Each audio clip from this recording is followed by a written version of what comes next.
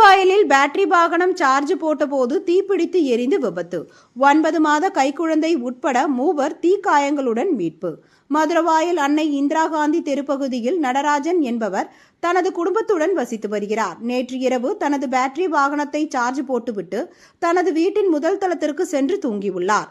கீழ்த்தளத்தில் மகன் கௌதமன், மருமகள் மஞ்சு 28 வயது, எழிலரசி 9 மாத கைக்குழந்தை மூவரும் தூங்கிக் கொண்டிருந்த போது தீப்பிடித்து கருகிய வாடை வந்ததால் அதிர்ச்சி அடைந்து வெளியே கதவை திறந்து பார்த்தபோது வாசலில் நிறுத்தி வைக்கப்பட்டிருந்த பேட்டரி இருசக்கர வாகனம் தீப்பிடித்து முழுவதும் எரிந்து கொண்டிருந்துள்ளது. தீயிலிருந்து தன்னை காப்பாற்றிக் கொள்ள மூவரும் வெளியேறிய போது மூவர் மீதும் தீக்காயம்.